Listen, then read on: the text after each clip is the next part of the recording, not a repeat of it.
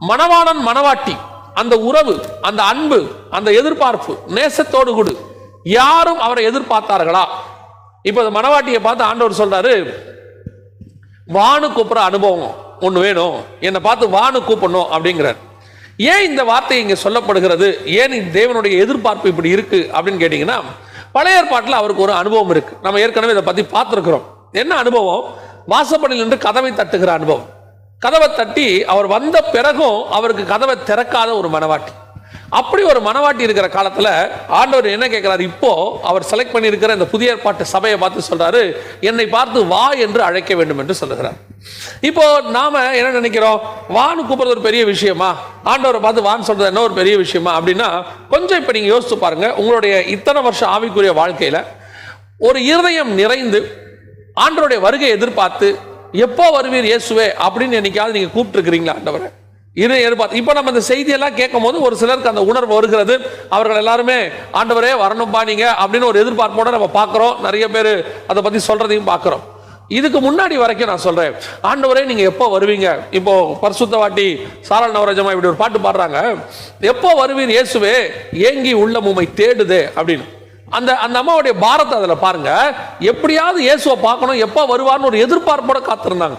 அந்த எதிர்பார்ப்போடு தான் அப்போஸ்தலர்கள் காத்திருந்தார்கள். அவர் சீக்கிரத்தில் வரப்போகிறார், நாம் அவரோடு கூட போக போகிறோம் அப்படின்னு அந்த நாளுக்காக அவர்கள் காத்திருந்தார்கள். ஆனால் அந்த காத்திருக்குதல் இப்ப சபைக்கு இருக்குதா? தேவனுடைய வருகைக்கு காத்திருக்கிறது. ஒரு கூட்டம் துணிகரமாய் அவர் வர மாட்டாருங்கிற இடத்துக்கு போயிட்டாங்க. அது இருக்கட்டும், அவங்கள விட்டுருவோம். இன்னொரு கூட்டம் வருவார்னு சொல்ற நாமே அவருடைய வருகைக்கு காத்திருக்கிறோமா? ஆயத்தப்பட்டு ரெடியா நிக்கிறோமா? இன்னைக்கு அந்த வாஞ்சை இருக்குதா? முதல்ல வருகையில போறதுக்கு இருக்கிற வேண்டிய மிக முக்கியமான விஷயம் வாஞ்சை. அவரோட கூட போகணுங்கிற ஒரு விருப்பம் அவருக்கு வேணும். காரணம் என்ன? சபைகள் கொஞ்சம் கொஞ்சமாக அவரை விட்டு, நான் திருப்பியும் சொல்றேன், சபைகள் என்பது நம்மை குறிக்கிறது. நாம் கொஞ்சம் கொஞ்சமாக அவரை விட்டு தூரம் போய் விட்டோம். நாம் அவரை அழைக்கிற ஒரு சுபாவம் இல்லை. இயேசு கிறிஸ்துவை நம்ம வாழ்க்கையில ஒரு ஆசீர்வதிக்கிற கடவுளாக வச்சு கொண்டாந்து வச்சுட்டோம். நம்ம லைஃப்ல இயேசுவும் ஒரு பார்ட், அவ்வளவுதான். ஞாயிற்றுக்கிழமைனா அவருக்கு ஒரு இடத்தை கொடுத்துருந்தோம். சிலர் வெள்ளிக்கிழமையான ஆராதனைகள் மத்திய கிழக்கு நாடுகள்ல எல்லாம் அது ஒரு பார்ட். ஆனால் நம்முடைய வாழ்க்கையே அவருடைய வருகை வரைக்கும் தான். இப்ப கம்யூனிட்டி எடுக்கும்போது நம்ம என்ன சொல்றோம்? நான் வரும் அளவும் என்னை நினைவு கூறும்படி இது செய்யுங்கள் என்றார். அவர் வர வரைக்கும் தான் உடன்படிக்கை, அவர் வர வரைக்கும் தான் சபை, அவர் வர வரைக்கும் தான் இந்த பூமியில நமக்கு எல்லா ஆசீர்வாதங்களும். அவர் வந்துட்டு போயிட்டாருன்னா ஒண்ணுமே கிடையாது. அப்ப நம்மளுடைய டெஸ்டினேஷன், எதிர்பார்ப்பு எதுல இருக்கு? அவருடைய வருகையில் இருக்கு. அப்படி வருகையில் இருக்கிற நாம அவரை எதிர்பார்த்து என்னைக்காவது ஒரு மனசு வந்து ஆண்டவரே எப்போ வருவீங்கன்னு ஒரு எதிர்பார்ப்பு இருக்குதா? ஒரு சிலர் வந்து இப்படி சொல்லி இருக்கிறாங்க, ரொம்ப பிரச்சனை அதிகமாகும் போது, ரொம்ப உபத்திரம் அதிகமாகும் போது, இவர் பேசாம வந்தாலாவது நல்லா இருக்கும், நம்ம போயாவது பரலோகத்துக்கு போகலாம், இவரும் வரமாட்டேங்கிறாரு, சலிப்போட சொல்றது ஒண்ணு இருக்கு. ஆனா இங்க சொல்றது சலிப்போட சொல்றதல்ல, ஆசையோடு, அன்போடு, எதிர்பார்ப்போடு, எப்போ வருவீர் இயேசுவே. அந்த மணவாட்டி இந்த மணவாளனை பார்த்து வானு கூப்பிடுற அனுபவம். ஒவ்வொரு நாளும் மணவாளனுக்கு அந்த மணவாட்டிக்கு அந்த மணவாளனை கூப்பிடுற அந்த அனுபவம் இருக்கணும், எதிர்பார்ப்பு இருக்கணும். இப்ப பாருங்க, வெளிநாட்டுல மணவாளன் இருக்கிறாருன்னா இங்க இருக்கிற மணவாட்டிகள் அவரை என்ன பேசிஸ்ல கூப்பிடுறாங்கன்றத ரொம்ப முக்கியம். சில மணவாளன்கள் அங்க இருக்கிறாங்க, மணவாட்டிகள் இங்க இருப்பாங்க. இங்க ரெண்டு வகையான மணவாட்டிகள் இருக்கிறாங்க. ஒரு சிலர் என்ன சொல்லுவாங்க அப்படின்னா, பிராக்டிக்கலா யோசிப்பாங்க. என்ன யோசிப்பாங்கன்னு சொன்னா, இப்போ நமக்கு நிறைய தேவைகள் இருக்கு, கடன்கள் இருக்கு, நம்ம இப்போதான் கொஞ்சம் செட்டில் ஆக தொடங்கி இருக்கிறோம், நீங்க கொஞ்ச நாள் அங்க இருந்துட்டு வாங்க அப்படின்னு சொல்லுவாங்க. இன்னும் கொஞ்சம் பேர் என்ன சொல்லுவாங்க, கஷ்டமோ நஷ்டமோ நம்ம சேர்ந்து அனுபவிக்கலாம், நீங்க இல்லாம நாங்க இருக்க முடியாது, நீங்க வந்துருங்கன்னு சொல்லுவாங்க. நீங்க எங்களுக்கு கூடவே வந்துருங்க, இது ரொம்ப கஷ்டமா இருக்குது, பிள்ளைகளும் உங்களை ரொம்ப தேடுறாங்க. இப்படி ஒரு மனவாட்டி இருக்கு. இதுல நாம எந்த வகையான மனவாட்டி? சபைகளும் இன்னைக்கு அதே நிலைமை தான். இயேசு கிறிஸ்துவை ஏதாவது தேடுகிற தேவனாகத்தான் வச்சிருக்கிறோம். இயேசு கிறிஸ்து கிட்ட கேட்கிற கடவுளை தான் வச்சிருக்கிறோம். இயேசு கிட்ட போய் நம்ம முழங்கால் படியிடும் போது ஒரு ஜப விண்ணப்பங்கள், குறிப்புகள் எல்லாம் எழுதி வச்சிருக்கிறோம். போய் உட்கார்ந்த உடனே அந்த ஜப விண்ணப்பங்களை ஆரம்பிச்சோம்னா முடிகிற வரைக்கும் சொல்லிட்டு நாமளே ஆமேன்னு சொல்லிட்டு வந்துடுறோம். என்னைக்காவது இயேசுநாதர்கிட்ட உட்கார்ந்து ஒரு 10 நிமிஷம் பேசி இருக்கிறீங்களா? ஒரு அன்பா அவர்கிட்ட நீங்க எப்போ வருவீங்க ஆண்டவரே அப்படி கேட்டிருக்கிறீங்களா? வேதம் சொல்லுது, மணவாளனை பார்த்து வா என்று அழைக்கணுமா. இன்னைக்கு ரெண்டாவது வகையான மனவாட்டி, உண்மையிலேயே இந்த உலகம் எனக்கு பாத்திரம் அல்ல ஆண்டவரே, இதுல உலகத்தில் இருக்கிற எவ்வளவு ஆசீர்வாதம் எனக்கு இருந்தாலும் என்னோட டெஸ்டினேஷன் நீங்க தான் ஆண்டவரே, உங்களை தான் நீங்க முடிவு. இந்த உலகத்துல எவ்வளவு என்னை சுத்தி இருந்தாலும் என்னோட எதிர்பார்ப்பு உங்க மேல மட்டும்தான்ப்பா இருக்கு அப்படிங்கிற ஒரு எதிர்பார்ப்பு ஆண்டவர் மேல உங்களுக்கு இருக்குதா? வாஞ்சை இருக்குதா? அப்படி ஒரு வாஞ்சை இருக்கணும்னு சொல்லி ஆண்டவர் எதிர்பார்க்கிறார். எசேக்கியேல் புத்தகத்துல வாசிக்கும் போது ஆண்டவர் சொல்றாரு, மன்னிக்கணும், எரேமியா புத்தகத்துல வாசிக்கும் போது ஆண்டவர் சொல்றாரு, எரேமியா 3:3 அவர் மணவாட்டியை பார்த்து சொல்லக்கூடிய ஒரு காரியம், எரேமியா புஸ்தகத்துல ஆண்டவர் 2ஆம் அதிகாரம் 2வது வசனத்துல மணவாட்டியோடைய அன்பை பத்தி சொல்றார். அங்க என்ன சொல்றாரு பாருங்க, நீ போய் எருசலேமின் செவிகள் கேட்கும்படி கூப்பிட்டு சொல்ல வேண்டியது என்னவென்றால், விதைக்கப்படாத தேசமாகிய வனாந்தரத்துல நீ என்னை பின்பற்றி வந்த உன் இளவயது பக்தியையும் நீ வாழ்க்கைப்பட்ட போது உனக்கு இருந்த நேசத்தையும் நான் நினைத்திருக்கிறேன் அப்படிங்கிறார். அப்ப யோசித்து பாருங்க, நீ வாழ்க்கைப்பட்ட போது உனக்கு இருந்த நேசம் அப்படின்னா என்ன? இந்த இடத்துல ஆண்டவர் மணவாட்டி கிட்ட எந்த நேசத்தை எதிர்பார்க்கிறார் பாருங்க. திருமணமான புதிதில் உனக்கு ஒரு நேசம் இருக்குமே, அந்த நேசத்தை நீ என்னை மணவாளனாக ஏற்றுக்கொண்ட புதிதுல ஒரு நேசம் இருந்துச்சு, அந்த நேசத்தை நான் எதிர்பார்க்கிறேங்கிறார். அது என்ன? மணவாளனான புதில ஏற்பட்ட ஒரு நேசம். அது என்னது? இப்ப மணவாட்டி திருமணமாகி ஒரு பெண்ணை திருமணம் செய்து கணவன் வீட்டுக்கு வந்த போது அவள் எல்லா உறவுகளையும் விட்டு விட்டு வருவாள். அத்தனை பேரையும் விட்டு அந்த வீட்டுக்கு வந்துருவாங்க. வந்த பிறகு அந்த முதல் ஆரம்ப காலகட்டத்தில் நீங்க பாத்தீங்கன்னு சொன்னா, மணவாளன் அவங்களை விட்டுட்டு வேலைக்கு போவார். அப்போ அவங்களுக்கு ஒரு லோன்லினஸ் இருக்கும். என்ன, அவங்களை சுத்தி எல்லாம் இருக்கும். அந்த வீட்டில் ஃப்ரிட்ஜ் இருக்கும், டிவி இருக்கும், எல்லா பொருளும் இருக்கும், ஆகாரம் இருக்கும், எல்லா விதமான ஆசீர்வாதங்கள் இருக்கும், அத்தனையும் இருக்கும். முழு சேஃப்டியோட தான் மணவாளன் விட்டுட்டு போவார். அவர் சொல்லிட்டு போவாரு, நான் வேலைக்கு போயிட்டு வந்துறேன்னு வருவாரு. திருமணமான புதுதில் நான் சொல்றேன், அவர் வேலைக்கு போயிட்டு வரேன் அப்படின்னு சொல்லிட்டு போவார். ஆனால் அந்த அவர் சாயங்காலம் வர வரைக்கும் அந்த அம்மாவுக்கு அந்த வீட்டில் எத்தனை உறவுகள் இருந்தாலும் கூட, வீட்டில் மாமியார் இருப்பாங்க, எல்லாரும் இருப்பாங்க, யார் இருந்தாலும் கூட அந்த அம்மாவுடைய இருதயமோ வெளியே போன கணவன் மேலேயே இருக்கும். காரணம், இங்கே வந்து எதுவுமே பரிச்சயம் இல்லை, எல்லாமே அந்நியமா இருக்கிறது, அத்தனையும் எனக்கு தூரமா இருக்கிறது.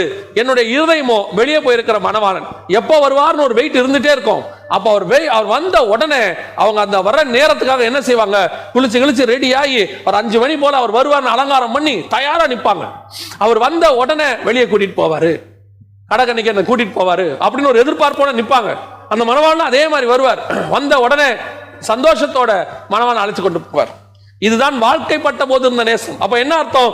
என்னை சுத்தி எத்தனை உறவுகள் இருந்தாலும், என்னை சுத்தி எத்தனை ஆசீர்வாதங்கள் இருந்தாலும், பேசுவதற்கு ஆட்கள் இருந்தாலும், நான் புழங்குவதற்கு பொருட்கள் இருந்தாலும், என் இருதயமோ என் மணவாளனையே தேடிக்கொண்டிருக்கும். எப்போ வருவார்னு ஒரு எதிர்பார்ப்பு அவர் மேலேயே இருக்கும். இந்த எதிர்பார்ப்பை தான் கர்த்தர் நம்ம கிட்ட எதிர்பார்க்கிறாராமா. அதான் அவர் சொல்றாரு, நீ வாழ்க்கைப்பட்ட போது உனக்கு இருந்த நேசம். ஆண்டவராக இயேசு கிறிஸ்துவை ஏற்றுக்கொண்ட போது அவர் மேல நமக்கு இருந்ததான பாசம் அது அப்படியே இருக்குதா? சபையை பார்த்து கர்த்தர் சொல்ற குறையில ஒரு குறை என்ன தெரியுங்களா? ஆதியிலே கொண்டிருந்த அன்பை விட்டாய் என்று உன் பேரில் எனக்கு ஒரு குறை உண்டுங்கிறார் ஆண்டவர். 2ஆம் அதிகாரம் வெளிப்படுத்துற விஷயத்தை சொல்லும் போது, ஆதியிலே கொண்டிருந்த அன்பை விட்டாய் என்று உன் பேரில் எனக்கு ஒரு குறை உண்டு. என்ன ஆதி அன்பு? ஆரம்பத்தில் ஒரு நேசம், என்ன நேசிய எல்லாத்தையும் வேணாம், யார் வந்தாலும் சரி, என்ன அடி கொடுத்தாலும் உத கொடுத்தாலும் சரி, எனக்கு இயேசு வேணும். எல்லாரையும் விட்டுட்டு நீ வீட்டை விட்டு வெளியே போ, இயேசு வேணும்னா இங்க இருக்க கூடாதுன்னு சொன்ன போது எனக்கு இயேசு தான் வேணும்னு ஒரு பைபிளை கையில் எடுத்துக்கிட்டு வந்தியே. அன்னைக்கு அத்தனை பேர் உனக்கு எதிராக நின்ன போது கூட எனக்காக நீ வைராக்கியமா நின்னியே. அந்த நேசம், அந்த ஆதியில கொண்டிருந்த நேசம் இன்னைக்கு எப்படி இருக்குது? யார் யாருக்காகவோ இயேசுவை விட்டு கொடுக்கிறோமே, யார் யாருக்காகவோ ஆராதனை விட்டு கொடுக்கிறோமே, யார் யாருக்காகவோ வைராக்கியத்தை விட்டு கொடுக்கிறோமே. இன்னைக்கு அந்த வைராக்கியம் எங்க? இயேசுவை ஏற்றுக்கொண்ட புதுதுல ஒரு ஆராதனை கூட மிஸ் பண்ண மாட்டோம். வேக வேகமா ஓடி வருவோம், ஆராதனைக்கு முன்னாடி வந்து நிற்போம், நேரம் கிடைக்கும் போதெல்லாம் ஜெபம் பண்ணுவோம். அப்ப நேரம் கிடைக்காது, எல்லாரும் திட்டுவாங்க, பார்த்தா அடிப்பாங்க, தெரியாம போய் பாத்ரூம்ல பைபிள் படிச்ச காலம்லாம் இருக்கு, யாருக்கும் தெரியாம உட்கார்ந்து பரிசுத்தாவில நிரம்பின காலம்லாம் இருக்கு. ஆனா இன்னைக்கு நேரம் இருக்கு, எல்லாம் இருக்கு, ஜெபம் பண்றோமா? இன்னைக்கு நமக்கு ஆண்டவர் விசாலமான பாதையை திறந்து வச்சிருக்கிறாரு, ஓபன் டோர் வச்சிருக்கிறாரு, நாம ஜெபம் பண்ணி இருக்கிறோமா?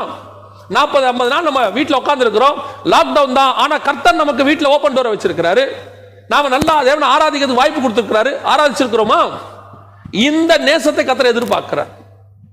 ஆதியிலே கொண்டிருந்த நேசம், வாழ்க்கைப்பட்ட போது உனக்கு இருந்த நேசம், இன்னைக்கு அது இருக்குதா? நம்மகிட்ட ஆண்டவர் அதைத்தான் எதிர்பார்க்கிறார். தாவீது கிட்ட என்னங்க ஸ்பெஷாலிட்டி? அவன் எப்படி ஆடுகளுக்கு பின்னால் தேவனை துதித்து ஆடிக்கொண்டிருந்தானோ, ஆரம்பத்தில் எப்படி ஆடிட்டு இருந்தானோ அதே ஆட்டத்தை எருசலேமுக்குள்ள உடன்படிக்கை பெட்டி கொண்டு வரும்போது ஆடுவான். எல்லாரும் அவனை பார்த்து சொல்லுவாங்க, ஒரு ராஜா இப்படி ஆடலாமா? அந்த போஸ்டிங்ல இருக்கிறவருக்கு ஒரு கௌரவம் வேண்டாமா? அவர் என்ன போஸ்டிங்ல இருக்கிறீங்க? நீங்க ராஜாங்க. அவன் சொல்றான், ஆடுகளுக்கு பின்னால் அலைந்து கொண்டிருந்த என்னை உன் தகப்பன் வீட்டுக்கு என்னை மாத்தினார் ஆண்டவர், இதல்ல இன்னும் அதிகமாய் செய்வேன். அந்த ஆதியில கொண்டு ஆடு மேய்ச்சிட்டு இருந்தபோது ஒரு நேசம் இருந்துச்சு, அந்த நேசம் அவனுக்கு மாறவே இல்லை பாருங்க. அதனாலதான் கடைசி வரைக்கும் அவன் சொல்றான், கர்த்தர் என் மேய்ப்பராய் இருக்கிறார். அந்த உறவு அவனுக்கு மாறவே இல்லை. அதனாலதான் ஆண்டவர் தாவீதை பார்த்து சொல்றாரு, என் இருதயத்துக்கு ஏற்றவனாய் கண்டேன். ஆவிக்குரிய வாழ்க்கையில வந்த பிறகு, ஆண்டவரை ஏற்றுக்கொண்ட பிறகு நம்முடைய வாழ்க்கையில என்ன இருக்கு? அப்படியே படிப்படியா வளர வளர வளர ஸ்பிரிச்சுவல் வளர்ச்சி வரும்போது என்ன ஆகும் தெரியுங்களா? தேவனோட க்ளோஸா தான் மாறுவோம். ஸ்பிரிச்சுவல் நமக்கு அவரோடு கூட அந்த வளர்ச்சி வருதுன்னா என்ன அர்த்தம்? இப்ப ஸ்பிரிச்சுவல் வளர்ச்சி வருதுன்னா என்ன? டீசன்சி வருது, ஆராதிக்கிறதுல டீசன்சி வருது. அப்படியே மைல்டா ஆராதிச்சுக்கிட்டு கேட்டா நம்ம ஸ்பிரிச்சுவலி வளர்ந்துட்டோம் இல்லைங்க. ஸ்பிரிச்சுவல் வளர்ச்சி வர வர வர இன்னும் தேவனோடு கூட அதிக நெருக்கம் தான் வரும். முன்னிக்கு இருந்ததை விட இன்னும் அன்பு அதிகமா இருக்கணும். திருமணமான புதுதுல அதான் இன்னைக்கு இது ஆக்சுவலா ஃபேக்ட். இதுதான் திருமணமான புதுல ரெண்டு பேருக்கு ஒருத்தர் தெரியாது. நான் சொல்றது முந்தி காலத்துல, இப்ப இல்ல. ஒருத்தர் தெரியாது, திடீர்னு திருமணம் பண்ணி வைப்பாங்க. ரெண்டு பேரும் புரியாதவங்களா உள்ள வருவாங்க. ஆனால் ஒருத்தருக்கு ஒருத்தர் புரிய தொடங்குவாங்க. புரிய தொடங்கி தொடங்கி தொடங்கி 30 வருஷம் கழிச்சு பாத்தீங்கன்னு சொன்னா இந்த அம்மாவை பத்தின அத்தனையும் அவருக்கு தெரியும்.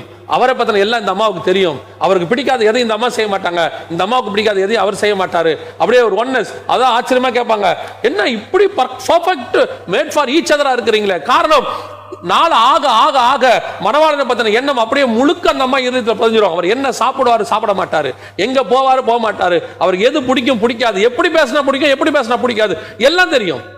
அதான் பவுல் சொல்றாரு, அவரை அறிகிற அறிவின் மேன்மைக்காக நான் மணவாளனோடு கூட பழக பழக பழக நான் என் தேவனை பத்தி தெரிய ஆரம்பிக்கணும்.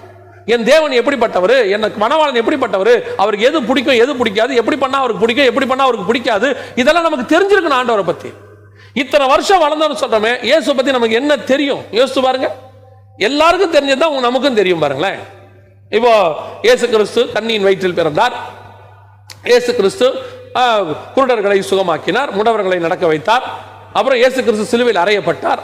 3ஆம் நாள் உயிரோடு கூடி எழுந்தார். இயேசு கிறிஸ்து வரப்போகிறார். இதை நீங்க சொல்ல வேணாம், புறஜாதியாரே சொல்லுவாங்க. அவங்களுக்குமே இயேசுவை பத்தின இந்த அறிவு நல்லாவே இருக்கு. இயேசு கிறிஸ்து மெய்யான தேவன், இது அவங்களும் சொல்லுவாங்க. ஆமா, இயேசு கிறிஸ்து நல்ல தேவன் சொல்லுவாங்க. நம்மளை விட அவங்க இன்னும் இயேசு நல்லா ஒத்துக்கிறாங்க, இயேசு தேவன். அப்போ நமக்கு இன்னும் அதிகமா என்ன தெரியும், இயேசு பத்தி என்ன தெரியும் நமக்கு? இப்ப பாருங்க, கணவன் ஒருத்தர் அந்த தெருவில் குடியிருக்கும் போது அந்த கணவனை பத்தி அந்த தெருவில் இருக்கிறவங்களுக்கு கொஞ்சம் தெரியும். அவர் வந்துட்டு இந்த மாதிரி முடி வருவாரு, இந்த வண்டியில வருவாரு, அவர் இந்த மாதிரி ஒரு பெர்ஃப்யூம் போடுவாரு, அவர் டெய்லி இத்தனை மணிக்கு வருவாரு, வண்டியை கொஞ்சம் வேகமா ஓட்டுவாரு. அவரை பத்தி கொஞ்சம் அந்த தெருவில் உள்ளவங்க எல்லாருக்கும் தெரியும். ஆனால் அந்த தெருவில் இல்லாதவர்களுக்கு எல்லாம் யாருக்கு தெரியும்னா அந்த மணவாட்டிக்கு மட்டும்தான் தெரியும். சில மணவாட்டிகள்லாம் பார்த்துருந்தீங்கன்னா கணவர் நடக்கிற அந்த ஸ்டைலை வச்சே சவுண்டை வச்சே சொல்லிடுவாங்க அவர் வராரு. ஏன்? அந்த நடக்கிற ஸ்டைல், செருப்பு தேயிற ஸ்டைல் அவரது தான். சிலர்லாம் பைக் சவுண்டை வச்சு சொல்லுவாங்க அவர் வராரு. ஏன்? அவரை பத்தின அறிகிற அறிவு முழுசா புரிஞ்சு வச்சிருக்கிறாங்க. கணவனை பத்தி முழுசா புரிஞ்சு, அந்த புரிதல் மணவாளனாகிய இயேசுவை பத்தி நமக்கு வரணும். அவர் முழுசா நம்மளை புரிஞ்சு வச்சிருக்கிறார். நம்ம அப்படியே ஆற்றி தேற்றாரு. நம்மளை பத்தி அவருக்கு நல்லா தெரியும். நமக்கு அவரை பத்தி தெரியுமா? அப்படி தெரிஞ்சா மட்டும்தான் நாம் மணவாட்டியா இருக்க முடியும். அவர் என்ன எதிர்பார்க்கிறாரு? அந்த நேசம், ஆதியில கொண்ட நேசம். அந்த நேசம்னு ஒண்ணு இருந்தாதான் நம்ம வானு கூப்பிடுற அனுபவமே இருக்கும். எப்போ வருவார் எதிர்பார்ப்பு. அந்த எதிர்பார்ப்பு, அந்த மணவாளன் வந்துட்டாருன்னா நான் அவர் கூட சேர்ந்து சந்தோஷமா இருப்பேனே. எந்த மணவாட்டி அவர் வர வேண்டாம்னு சொல்லுவா தெரியுமா? இன்னும் கொஞ்சம் இங்க கொஞ்சம் வேலைகள் இருக்குது, நாம இன்னும் கொஞ்சம் இங்க செட்டில் ஆகணும், இன்னும் கொஞ்சம் நல்ல நிலைமைக்கு வரணும் அப்படின்னு சொல்லி நினைக்கிற மணவாட்டி தான் கணவன்ட்ட சொல்லுவா, இன்னும் ஒரு 2 வருஷம் நீங்க வேலை செஞ்சிட்டீங்கன்னா அதுக்குள்ளே நம்ம இங்க செட்டில் ஆயிடலாம். இன்னொரு 3-4 வருஷம் நம்ம பல்ல கடிச்சிட்டு அங்க இருந்துட்டோம்னா அதுக்கப்புறம் இங்க செட்டில் ஆயிடலாம். இல்லைங்க, மணவாளன் இயேசு கிறிஸ்துவையே நீங்க தேடுங்க. இயேசு கிறிஸ்துவினால் வர ஆசீர்வாதத்தை தேடாதீங்க. ஏன் சொல்றேன் தெரியுமா? இயேசுவையே நீங்க தேடிட்டீங்கன்னா அவரையே தந்தவர் மற்ற எல்லாவற்றையும் அருளாது இருப்பது எப்படி? நாங்க எப்பவுமே சொல்றது இதுதான். நாங்க என்னமோ ஆசீர்வாதத்துக்கு எதிரா மாதிரியோ, நாங்க வெறும் உபத்திரவத்தை பத்தி மட்டுமே பேசுற மாதிரியோ சிலர் நினைச்சுக்கிறாங்க. ஆசீர்வாதத்துக்கு யாருமே எதிரி கிடையாது. நாங்க சொல்றது மணவாளனை தேடுங்க, ஆசீர்வாதம் தானா வரும். ஆசீர்வாதத்தை தேடினீங்கன்னா மணவாளன் தானா வரமாட்டார். 23 சங்கீதம் இருக்குது. அந்த சங்கீதத்தை நம்ம எத்தனை தடவை படிச்சிருக்கிறோம். அந்த சங்கீதத்தினுடைய அமைப்பை நல்லா கவனிச்சு பாருங்க. அந்த சங்கீதம் ஆரம்பிக்கும் போது எப்படி ஆரம்பிக்குன்னா, கர்த்தர் என் மெய்ப்பராய் இருக்கிறார், நான் தாழ்ச்சி அடையேன், அவர் என்னை புல்லுள்ள இடங்களில் நடத்து. அதாவது அவர் என்னை ஒரு பாதையில நடத்துவார், நான் அந்த பாதையில போயிட்டே இருப்பேன். அந்த சங்கீதம் எப்படி முடியும் தெரியுங்களா?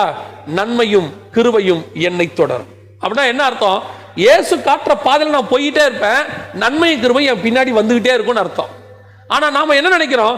நன்மையும் கிருபையும் தேடி போயிட்டே இருக்கிறோம். நீ கிருபையை தேடு, நீ கிருபையை தேடு, ஆசீர்வாதத்தை தேடு, நன்மையும் கிருபையும் தேட சொல்றாங்க. ஆனா பைபிள் சொல்லுது, நீ தேவன் போற சொல்ற பாதையில நட, நன்மையும் கிருபையும் பின்னாடி தானா வரும். அப்படிதான் 23 சங்கீதம் சொல்லுது. அப்ப நாங்க அதான் சொல்றோம், முதலாவது தேவனுடைய ராஜ்யத்தையும் நீதியும் தேடுங்கள், பின்பு இவையாவும் உங்களுக்கு கூட வரும்.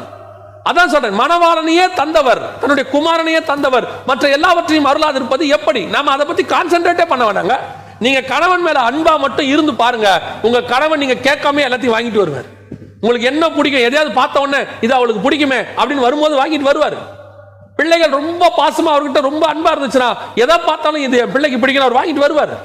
அவர் அதுவும் நம்ம ஆண்டவர் பொல்லாதவர்களாகி நீங்கள் உங்கள் பிள்ளைகளுக்கு நல்ல ஈவுகளை செய்யும் போது பரலோகத்தில் இருக்கிற பிதா செய்வது அதிக நிச்சயம். அதனால தர மாட்டாருன்னா பைபிள் சொல்லல, நாங்களும் சொல்லல. ஆனால் நாங்க சொல்றது தேவனை தேடுங்கள் அன்போட. எப்போ வருவீர் ஆண்டவரே, எப்போ உங்க வருகை சம்பவிக்கும், நாங்க எப்போ உங்க கூட இருப்போம். நம்ம ஆத்துமால வெறும் வாயில சொல்லக்கூடாது. அதான் ஆண்டவர் சொல்ல, அவர்களோ வாயினால் என்னை கனம் பண்ணுகிறார்கள், இருதயமோ தூரமா இருக்கு. அந்த ஆத்துமால அந்த வாஞ்சை வந்துருந்தாங்க, நான் போகணும், எங்க ஆண்டவரை நான் பார்க்கணும், எங்க ஆண்டவரோட குடி இருக்கணும், அவரோடு கூட நான் உலாவணும், அந்த வனாந்தரத்தில் அவரோடு கூட சாய்ந்து கொண்டு நான் உணாவணும். அந்த வசனம் சொல்லுது, வனாந்தரத்தில் அவருடைய மார்பிலே சாய்ந்து வந்துகிற இவள் யாரோ அப்படிங்கிற மாதிரி அந்த மனவாட்டி நான் இயேசுவோடு கூட பரலோகத்தில் சாஞ்சு கொண்டு நிக்கணும், அந்த வாஞ்சை வந்துடணும். அதைத்தான் பைபிள் சொல்லுது, வா என்பாராக. நம்ம கூப்பிட்டு இருக்கிறோமா? இது வரைக்கும் அப்படி ஒரு அனுபவம் இருக்குதா? இன்னிலிருந்து அந்த அனுபவம் நமக்கு வரணும். ஒவ்வொரு நாளும் உங்க ஆத்துமா அவரை தேடணும். மான்கள் நீரோடையை வாஞ்சிப்பது போல என் ஆத்துமாவுமை தேடுகிறது. அந்த இடத்துல அந்த மான் தண்ணிக்கு தாகத்துக்கு போய் அவ்வளோ தூரம் தேடி கண்டுபிடிச்சு கடைசி அந்த தண்ணியை கிடைக்கும் போது அந்த மானுக்கு எப்படி ஒரு தாகம், எப்படி ஒரு சந்தோஷம் இருதயத்துல வந்து ஓடி போய் அந்த தண்ணிக்குள்ள போய் வாய வைக்குமோ, அந்த மாதிரி என் ஆத்மா மணவாளன் மேல தேடணுமா? அப்படி தேடுறோமா? இன்னைக்கு இருந்து முடிவெடுக்கணும். ஆண்டவரே, ஒவ்வொரு நாளும் என் ஆத்மாவை தேடும் ஆண்டவரே. நீங்க எப்போ வருவீங்க?